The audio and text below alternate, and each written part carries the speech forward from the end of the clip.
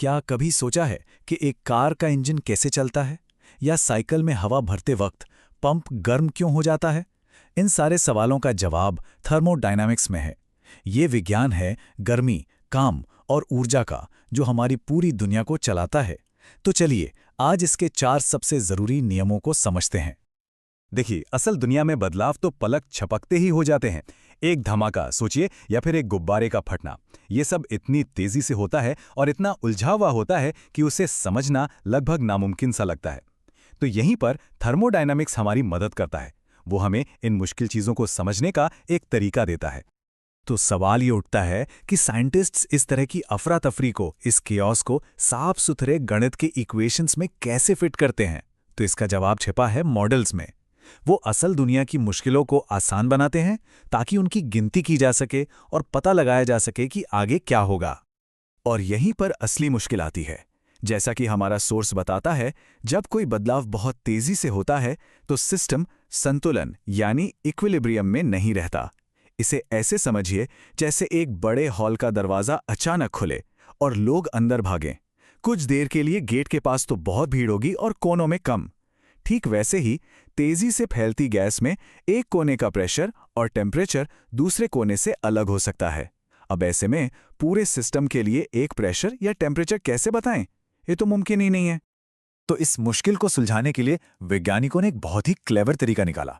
उन्होंने एक ऐसी आदर्श प्रोसेस की कल्पना की, एक ऐसा स्लो मोशन बदलाव जो असल में तो नहीं होता, पर हमें हिसाब किताब करने की जबरदस्त ताकत देता है। इसे कहते हैं क्वाजी स्टैटिक प्रोसेस। मतलब एक ऐसी प्रोसेस जो इतनी इतनी ज्यादा धीमी हो कि सिस्टम को हर पल, हर छोटे से बदलाव के बाद संतुलन में आने का पूरा पूरा मौका मिल जाए। हाँ, ये एक आइडियल सिचुएशन है, असल में ऐसा नहीं होता। लेकिन ये बहुत जरूरी है, क्योंकि जब सिस्टम संतुलन में होता है तब हम उसके प्रेशर और टेम्परेचर को आसानी से नाप सकते हैं और अपने इक्वेशंस का इस्तेमाल कर सकते हैं। जरा इस पिस्टन डायग्राम को देखिए। मान लीजिए हमें इस गैस को कंप्रेस करना है। अब एक बड़ा सा वजन एक साथ रखने के बजाय सोचिए हम एक एक करके रेत के दाने डाल रहे हैं। हर दाना एक बहुत ही मामूली सा बदलाव लाता है और सिस्टम फौरन वापस संतुलन में आ जाता है। इस धीमी प्रोसेस का फायदा यह है कि हम हर कदम पर गैस ने कितना काम किया इसकी एकदम सटीक गिनती कर सकते हैं। तो अब जब हमारे पास ये स्लो मोशन यानी क्वाजी स्टैटिक तरीका आ गया है, तो हम इसके अंदर होने वाले 4 सबसे आम और जरूरी बदलावों को देख सकते हैं।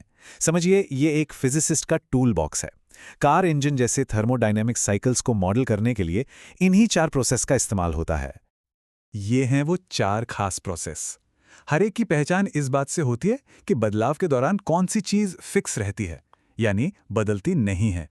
आइसोथर्मल में टेम्परेचर कांस्टेंट रहता है, आइसोबैरिक में प्रेशर, आइसोकोरिक में वॉल्यूम और एडियाबैटिक में एडियाबैटिक में सिस्टम और बाहर की दुनिया के बीच हीट का कोई लेना देना नहीं होता। इनमें से 3 को याद रखने का एक बहुत आसान तरीका है।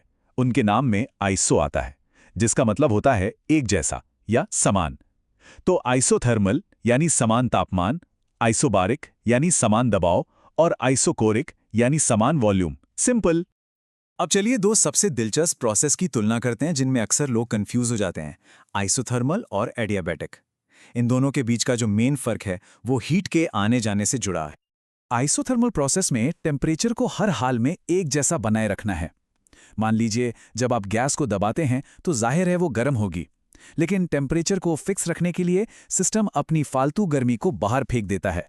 ठीक वैसे ही जैसे एक फ्रिज काम करता है, वो अंदर से गर्मी निकालकर बाहर फेंकता है ताकि अंदर का तापमान ठंडा और एक जैसा बना रहे। और दूसरी तरफ है एडियाबैटिक प्रोसेस। यहां मामला बिल्कुल उल्टा है। सिस्टम पूरी तरह से इंसुलेटेड होता है, जैसे एक परफेक्ट थर्मस फ्लास्क। कोई भी गर्मी ना तो अंदर आ सकती है, ना ही बाहर जा सकती है।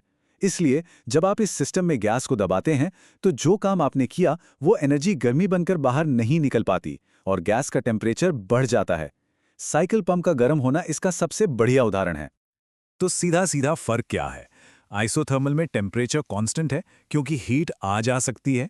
एडियाबैटिक में हीट का आना जाना 0 है, इसीलिए टेम्परेचर बदल सकता है और इसका असर गैस की इंटरनल एनर्जी पर भी पड़ता है। एक आइडियल गैस के लिए इंटरनल एनर्जी सिर्फ टेम्परेचर पर निर्भर करती है, इसलिए आइसोथर्मल में वो कांस्टेंट रहती है जबकि एडियाबैटिक में बदल जाती है। अब ये जो पीवी डायग्राम है, यानी प्रेशर और वॉल्यूम के बीच का ग्राफ, ये इस फर्क को बहुत ही बढ़िया तरीके से दिखाता है। ध्यान से देखिए, जो एडियाबैटिक कर्व है वो आइसोथर्मल कर्व से ज्यादा खड़ी है, ज्यादा स्टीप है। ऐसा क्यों? क्योंकि जब आप एडियाबैटिक सिस्टम को दबाते हैं तो वॉल्यूम कम होने से प्रेशर तो बढ़ता ही है, साथ में टेम्परेचर भी बढ़ जाता है, जो प्रेशर को और ज्यादा बढ़ा देता है। जबकि आइसोथर्मल में टेम्परेचर बढ़ता ही नहीं, इसलिए प्रेशर थोड़ा धीरे धीरे बढ़ता है। तो सवाल ये है कि हम इन सब ग्राफ्स और प्रोसेस को पढ़ क्यों रहे हैं, ये सब जानना जरूरी क्यों है? क्योंकि ये हमें एक बहुत ही जरूरी चीज को कैलकुलेट करने में मदद करते हैं, काम या वर्क। काम यानी वर्क एनर्जी का ही एक रूप है, और यही वो एनर्जी है जो एक इंजन को चलाती है। थर्मोडायनामिक्स के सबसे कमाल के आइडियाज में से एक ये है कि पीवी डायग्राम पर जो कर्व बनता है उसके नीचे का जो एरिया होता है वो गैस द्वारा किए गए काम के बराबर होता है। ये इन ग्राफ्स को सिर्फ एक तस्वीर नहीं बल्कि एक कैलकुलेशन टूल बना देता है। जितना ज्यादा एरिया उतना ज्यादा काम। तो इससे काम निकालने के कुछ आसान से नियम बन जाते हैं। आइसोकोरिक प्रोसेस में वॉल्यूम तो बदलता ही नहीं, तो ग्राफ पर एक सीधी खड़ी लाइन बनती है जिसके नीचे कोई एरिया नहीं होता, मतलब जीरो वर्क। आइसोबारिक में काम निकालना बहुत आसान है, बस प्रेशर को वॉल्यूम में हुए बदलाव से गुणा कर दीजिए। और आइसोथर्मल और एडियाबैटिक के लिए काम उनके अपने अपने कर्व्स के नीचे का एरिया होता है। हाँ, ये बात तो है कि ये सारी परफेक्ट प्रोसेस असल में तो होती नहीं है, ये सिर्फ एक अप्रॉक्सीमेशन है। असल में कोई भी प्रोसेस ना तो पूरी तरह से धीमी होती है और ना ही पूरी तरह से इंसुलेटेड। और यही हमें इंजीनियरिंग की सबसे बड़ी चुनौती पर ले आता है। एक असली दुनिया के इंजन को इन आइडियल मॉडल्स के कितने करीब काम करना चाहिए ताकि वो सबसे ज्यादा एफिशिएंट हो सके।